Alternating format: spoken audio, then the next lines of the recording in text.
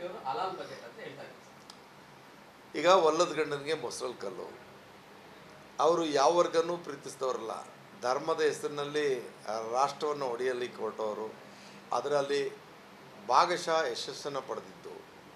ಮುಂದಿನ ದಿನ ಅದು ಅವ್ರಿಗೆ ಮಾರಕ ಆಗೋ ದಿನ ಬರ್ತಾ ಇದೆ. ಅದಕ್ಕೆ ಅವ್ರು ಬೇರೆ ಇನ್ನೇನು ಅವರಲ್ಲಿ, ನಾನು ವಿದ್ಯಾರ್ಥಿ ದೆಸೆಯಿಂದ ನೋಡ್ತಾ ಇದ್ದೀವಿ, ಅವರು ಧರ್ಮಾಧಾರಿತವಾಗಿ ಮಾತಾಡೋದು ಬಿಟ್ಟರೆ ವಿಷಯಾಧಾರಿತವಾಗಿ, ಅಭಿವೃದ್ಧಿ ಆಧಾರಿತವಾಗಿ, ಅಥವಾ ಈ ಹ್ಯಾವ್ಸ್ ಆ್ಯಂಡ್ ಹ್ಯಾವ್ ನಾಟ್ಸ್, ಉಳ್ಳವರು ಮತ್ತು ಬಡವರ ಅಂತರವನ್ನು ಕಡಿಮೆಗೊಳಿಸ್ತಕ್ಕಂಥ ಯೋಜನೆಗಳೇ ಅವರದ್ರಲ್ಲಿ. ಅವರೆಲ್ಲ ಅಂಬಾನಿ ಅದಾನಿ ಆಗಿರಾಕಿಗಳು. ಹಾಗಾಗಿ ಅವ್ರ ಬಗ್ಗೆ ನಾವು ಹೆಚ್ಚಾಗಿ ಮಾತಾಡೋದ್ರಿಂದ ಏನು ಪ್ರಯತ್ನ. ರಾಜ್ಯಾದ್ಯಂತ ಪ್ರತಿಭಟನೆಗಳು ಮಾಡ್ತಾ ಇದ್ದಾರೆ ಸರ್, ಪ್ರತಿ ಜಿಲ್ಲೆಗಳಲ್ಲೂ ಕೂಡ. ಈಗ ನಾವು ಅದನ್ನು, ಅವರ ಹಕ್ಕನ್ನು ನಾವೇನು ಮೊಟಕುಗೊಳಿಸೋದಿಲ್ಲ.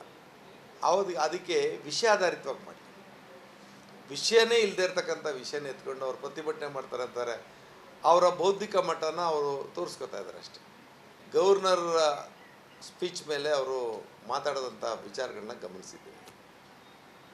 ಯಾವುದಾದ್ರು ಒಂದು ಅಂಶ ತಪ್ಪಾಗಿತ್ತು ಅಂತ ಹೇಳಿದ್ರ, ನೀವು ಇದನ್ನು ಅನುಷ್ಠಾನ ಮಾಡಿಲ್ಲ, ಇದನ್ನ ಹೇಳೋದು ಸುಳ್ಳು ಅಂತ ಹೇಳಿದ್ರ, ಸುಳ್ಳು ಹೇಳ್ಸಿದ್ರಿ ಅಂತ ಹೇಳಿದ್ರು ಹೊರತು ಯಾವುದನ್ನ ಸುಳ್ಳು ಹೇಳ್ಸಿದ್ರಿ ಅಂತ ಒಂದಾರು ಅಂಶ ಅಂತ ಹೇಳಿದ್ರ. ನಾನು ಗಮನಿಸ್ತಾ ಇದ್ದೆ, ರಾಜ್ಯಪಾಲ ನಾವು ಬರ್ಕೊಟ್ಟಿದ್ದದ್ದು ಸುಳ್ಳು ಅನ್ನೋದಾದರೆ ಅದನ್ನು ನಿರೂಪಣೆ ಮಾಡ್ತಕ್ಕಂಥ ಅವಕಾಶಗಳು ಪೂರ್ತಿ ಅವ್ರಿಗೆ ಇದ್ದದ್ದು. ಅದು ಯಾವುದನ್ನು ಹೇಳ್ದೇನೆ ಇದನ್ನು ಗವರ್ನರ್ ಕೈಲಿ ಸುಳ್ಳು ಹೇಳ್ಸಿರಿ ಅಂತಲೇ ಮಾತ್ರ ಹೇಳಿದ್ರು. ಯಾವ್ಯಾವ ವಿಚಾರ ಸುಳ್ಳು ಒಬ್ಬರು ಹೇಳಿಲ್ಲ. ಅದಕ್ಕೆ ಬಿಟ್ಬಿಟ್ಟು ಬೇರೆ ಡಿವಿಯೇಟ್ ಆಗಿ ಬೇರೆ ಬೇರೆ ವಿಚಾರಕ್ಕೆ ಹೋದರು. ಈಗಲೂ ಅಷ್ಟೇ, ಸಿದ್ದರಾಮಯ್ಯನ ಅರ್ಥೈಸ್ಕೊಳ್ಳೋಂಥ ಶಕ್ತಿ ಯೋಗ್ಯತೆ ಇಲ್ದವರು, ಅಥವಾ ಅದರ ಬಗ್ಗೆ ಆರ್ಥಿಕ ವಿಚಾರಗಳನ್ನ ಅರಿವಿಲ್ಲದೆ ಇರ್ತಕ್ಕಂಥವ್ರು ಮಾತಾಡ್ತಕ್ಕಂಥ ಮಾತು. ಇದು ಅವ್ರ ವಿವೇಚನೆಗೆ ಬಿಟ್ಟಂಥ ವಿಚಾರ. ನಾವು ಅದನ್ನು ಸದನದಲ್ಲಿ ಉತ್ತರ ಕೊಡ್ತೀವಿ. ಸರ್, ನಾರಾಯಣ ಸ್ವಾಮಿ ಒಂದು ಟೀಕೆ ಮಾಡಿದ್ದಾರೆ ಸರ್, ನಮ್ಮ ಜನರಿಗೆ ಅನ್ಯಾಯ ಮಾಡಿದ್ದಕ್ಕೆ ನೀವು ಕೊಡ್ತಿದ್ದೀರಿ. ಅವರು ವಾರಸ್ದಾರರು ನಮ್ಮ ಸಮಾಜಕ್ಕೆ ಆಗಲಿ ಪರಿಶಿಷ್ಟ ಜನಾಂಗಕ್ಕೆ ಆಗಲಿಕ್ಕೆ ಸಾಧ್ಯ ಇಲ್ಲ. ಯಾಕೆಂದರೆ ಅವ್ರ ಹೋರಾಟ, ಅವ್ರ ಹಿನ್ನೆಲೆ ನಮಗೂ ಚೆನ್ನಾಗಿ ಗೊತ್ತಿದೆ. ಮಾತಿನಲ್ಲಿ ಇತಿಮಿತಿ ಇರಲಿ. ಅವ್ರ ಪಕ್ಷ ಅವ್ರನ್ನ ವಿರೋಧ ಪಕ್ಷದ ನಾಯಕರಾಗಿ ಮೇಲ್ಮನದಲ್ಲಿ ಕೊಟ್ಟಿದ್ದಾರೆ. ಅದು ಅವ್ರಿಗೆ ಬಿಟ್ಟಂಥ ವಿಚಾರ. ಅವರು ಅದಕ್ಕೆ ಸಮರ್ಥನೆ ಮಾಡ್ಕೊಳ್ಳೋಕ್ಕೋ, ಆ ವಿಚಾರನ ಬಿಂಬಿಸ್ಕೊಳ್ಳೋಕ್ಕೋ ಅವ್ರದ್ದೇ ಆದಂಥ ಹೇಳಿಕೆಗಳನ್ನ, ಅವರ ಸಿದ್ಧಾಂತಗಳನ್ನ ಬದಲಾಯಿಸ್ಕೊಂಡು ಮಾತಾಡ್ತಿದ್ದಾರೆ. ಕಾಂಗ್ರೆಸ್ನಲ್ಲಿದ್ದಾಗ ಅವ್ರ ಸಿದ್ಧಾಂತ ಏನಿತ್ತು, ಈಗ ಅಲ್ಲೋದಾಗ ಅವ್ರ ಸಿದ್ಧಾಂತ ಏನಿದೆ. ನಾನು ಮಾತಾಡೋಕ್ಕೋದ್ರೆ ಭಾಳ ವಿಚಾರ ಮಾತಾಡ್ತೀನಿ. ಸಮಯೋಚಿತವಾಗಿ ನಾವು ಅದಕ್ಕೆ ಉತ್ತರ ಕೊಡೋಣ. ಇಲ್ಲವೇ ಇಲ್ವಲ್ಲ, ಅದು ಆರೋಗ್ಯಪೂರ್ಣವಾದಂಥ ವ್ಯಕ್ತಿಗೆ ನಾವು ರಾಜಕೀಯವಾಗಿ ಉತ್ತರ ಕೊಡ್ಬೋದು. ರಾಜಕೀಯವಾಗಿ ಆರೋಗ್ಯಪೂರ್ಣವಾದಂಥ ವ್ಯಕ್ತಿಗೆ ಆರೋಗ್ಯಪೂರ್ಣವಾದಂಥ ಉತ್ತರ ಕೊಡ್ಬೋದು. ರಾಜಕೀಯವಾಗಿ ಅವಕಾಶಕ್ಕೋಸ್ಕರ ಸಿದ್ಧಾಂತನ ಬದಲಾಯಿಸ್ಕೊಂಡು ಹೋದಂಥವ್ರಿಗೆ ನಾವೇನು ಉತ್ತರ ಕೊಡಬೇಕಾದ ಅವಶ್ಯಕತೆ. ಸರ್, ಬಜೆಟ್ ಸಂಬಂಧಪಟ್ಟಂಗೆ ಸರ್, ಖರ್ಗೆ ಅವರು ಸಿದ್ದರಾಮಯ್ಯ ಅವರನ್ನ ಸಾಕಷ್ಟು ಆಡಿ ಹೊಗಳಿದ್ದಾರೆ ಸರ್. 16 ಬಜೆಟ್ನ ಮಂಡಿಸೋದು ಒಳ್ಳೆ ಬಜೆಟ್ ಅಂತ. ಜೊತೆಗೆ DK ಅವ್ರಿಗೂ ಮತ್ತು ಸಿದ್ದರಾಮಯ್ಯ ಇಷ್ಟು ಕಿವಿ ಮಾತನ್ನು ಕೂಡ ಹೇಳಿದ್ದಾರೆ ಸರ್. ಒಟ್ಟಾಗಿ ಹೋಗಿ ಬೇರೆ ಬೇರೆ ಹೋದರೆ ನಮಗೂ ಕಷ್ಟ ಆಗುತ್ತೆ, ಅಭಿವೃದ್ಧಿ ಕೆಲಸಗಳಾಗುತ್ತೆ ಅನ್ನೋದು ಸರ್. ಅತ್ಯಂತ ಅನುಭವಿ ಮತ್ತು ಅತಿ ಹಿರಿಯರು, ನಮ್ಮ ಪಕ್ಷದ ರಾಷ್ಟ್ರೀಯ ಅಧ್ಯಕ್ಷರು, ನಮ್ಮ ರಾಜ್ಯದವರೇ. ಈ ರಾಜ್ಯದ ಆಗುಹೋಗುಗಳನ್ನ ಅತಿ ಹತ್ತಿರದಿಂದ ಆಡಳಿತದಲ್ಲಿ ಅನುಭವವನ್ನು ಹೊಂದಿರತಕ್ಕಂಥ ಮಹಾನ್ ನಾಯಕರು. ಅವರ ಅನುಭವದ ಅಡಿನಲ್ಲಿ ಈ ಮಾತನ್ನು ಹೇಳಿರೋದು ತಪ್ಪೇನಲ್ಲ. ಅಂದರೆ ಸಿದ್ದರಾಮಯ್ಯನವರ ಬಜೆಟನ್ನು ಮೊದಲು ಒಪ್ಪಿರ್ತಕ್ಕಂಥದ್ದು, ಹೋಗ್ಲಿರ್ತಕ್ಕಂಥದ್ದು ಸ್ವಾಗತಾರ್ಹ. ನಾವು ನಮ್ಮ ಅಧ್ಯಕ್ಷರನ್ನ ಇದಕ್ಕೆ ತುಂಬ ಅವರಿಗೆ ಆಭಾರಿಯಾಗಿದ್ದೇವೆ. ಎರಡನೇದು, ಅವರ ಒಂದು ಸಲಹೆ ಸೂಚನೆಗಳನ್ನ ಕಾಂಗ್ರೆಸ್ಸಿಗರಾಗಿ ನಾವು ಯಾರೂ ಮೀರತಕ್ಕದ್ದಲ್ಲ. ಅದು ಪಕ್ಷದ ಹಿತದೃಷ್ಟಿ, ರಾಜ್ಯದ ಹಿತದೃಷ್ಟಿ, ರಾಷ್ಟ್ರದ ಹಿತದೃಷ್ಟಿ. ಇದರ ನಡುವೆ ನಾವೆಲ್ಲರೂ ಕೂಡ ಒಂದು ಮನೆಯ ಮಕ್ಕಳಂತೆ, ಯಾವುದೇ ಭಿನ್ನಾಭಿಪ್ರಾಯ ಇಲ್ಲದಂತೆ ರಾಜ್ಯದ ಆಡಳಿತವನ್ನು ಜನ ಮನ ಗೆಲ್ಲುವ ರೀತಿಯಲ್ಲಿ ನಾವು ನಡೆಸ್ತೇವೆ. DK ಅವರು ಕೂಡ ಪಕ್ಷ ಸಂಘಟನೆ ಅಂತ ಒಳ್ಳೆ ಕೆಲಸ ಮಾಡ್ತಿದ್ದಾರೆ. ಸೊ ಇವರು ಒಳ್ಳೆ ಬಜೆಟ್ ಕೊಟ್ಟರು. ಇಬ್ಬರು ಒಟ್ಟಿಗೆ ಹೋದ್ರೆ ಪಕ್ಷ ತುಂಬ ಚೆನ್ನಾಗುತ್ತೆ. ಇದಕ್ಕೇನು ಉತ್ತರ ಕೊಡೋದಿಲ್ಲ, ಅವರೇ ಎಲ್ಲ ಹೇಳಿರ್ಬೇಕಾದ್ರೆ ನಾವೇನು ಅದಕ್ಕೆ ಸಹಮತ ಅಷ್ಟೇ. ಸರ್, ಪ್ರಹ್ಲಾದ್ ಜೋಶಿ ಹೇಳ್ತಾರೆ ಸರ್, ಬಜೆಟ್ನ ಅನುಷ್ಠಾನಗೊಳಿಸೋದು ಬಿಟ್ಟು ಅಂದರೆ ಕೇಂದ್ರ ಸರ್ಕಾರವನ್ನು ಬರೀ ಟೀಕೆ ಮಾಡೋದೇ ಆಗಿದೆ.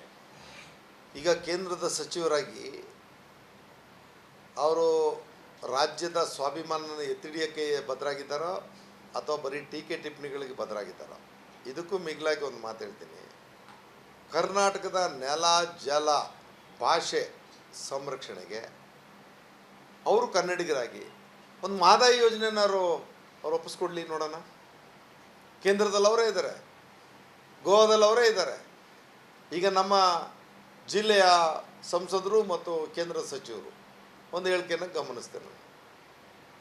ಕರ್ನಾಟಕದವರು ತಮಿಳುನಾಡನ್ನ ಒಪ್ಪಿಸ್ಕೊಂಡ್ಬಿಡ್ಲಿ, 10 ನಿಮಿಷದಲ್ಲಿ ನಾನು ಕೊಡಿಸ್ತೀನಿ ಅಂತಾರೆ.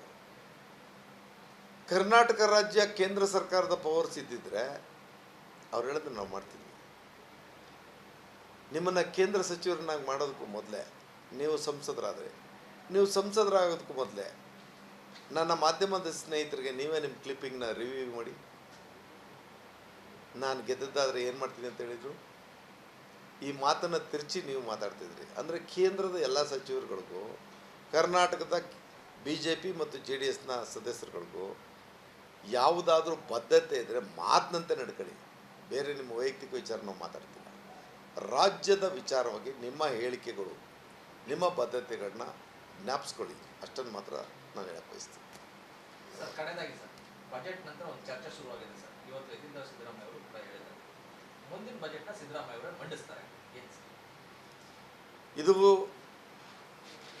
ಈ ರಾಜ್ಯದ ಹಿತದೃಷ್ಟಿಯಿಂದ ಮತ್ತು ಇವತ್ತಿನ ಬಜೆಟ್ನ ದೃಷ್ಟಿಕೋನದಲ್ಲಿ ಯತೀಂದ್ರ ಅವರು ಹೇಳಿರ್ತಕ್ಕಂಥದ್ದು ಅದೇನು ಅತಿಶಯೋಕ್ತಿ ಅಲ್ಲ. ಯಾವುದೇ ವಿಚಾರವನ್ನು ಒಂದು ದೃಷ್ಟಿಕೋನದಲ್ಲಿ ನೋಡಬೇಕು ಹೊರತು ಅದಕ್ಕೆ ಅಪಸ್ವರದ ದೃಷ್ಟಿಯಲ್ಲಿ ನೋಡ್ತಕ್ಕಂಥದ್ದು ಅದು ಸಮಂಜಸವಲ್ಲ. ನಮ್ಮ ಪಕ್ಷದ ಎಲ್ಲ ವಿಚಾರಗಳು, ಈಗಾಗಲೇ ಖರ್ಗೆ ಅವರ ವಿಚಾರನ ನೀವೇ ಪ್ರಸ್ತಾಪ ಮಾಡಿದ್ರಿ. ಅವರು ನಮ್ಮ ರಾಷ್ಟ್ರೀಯ ನಾಯಕರು, ಅಧ್ಯಕ್ಷರು. ಅವ್ರ ಗೆರೆಯನ್ನು ನಾವು ಯಾರೂ ದಾಟೋರಲ್ಲ, ದಾಟಕ್ಕಾಗೋದು ಇಲ್ಲ. ನಾವು ಶಿಸ್ತಿನ ಸಿಪಾಯಿಗಳು, ಪಕ್ಷದ ತೀರ್ಮಾನದಂತೆ ಎಲ್ಲರೂ ಒಗ್ಗೂಡಿರ್ತೀವಿ. ಹಾಗಾಗಿ ಒಂದಕ್ಕೊಂದಕ್ಕೂ ಲಿಂಕ್ ಬಳಸೋದು ಅಸಮಂಜಸ ಅನ್ನೋದು ನನ್ನ ವಾದ.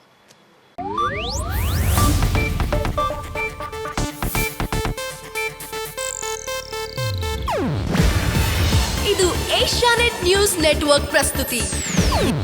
ನೀವು ನೋಡ್ತಿದ್ದೀರಾ ಏಷ್ಯಾನೆಟ್ ಸುವರ್ಣ ನ್ಯೂಸ್.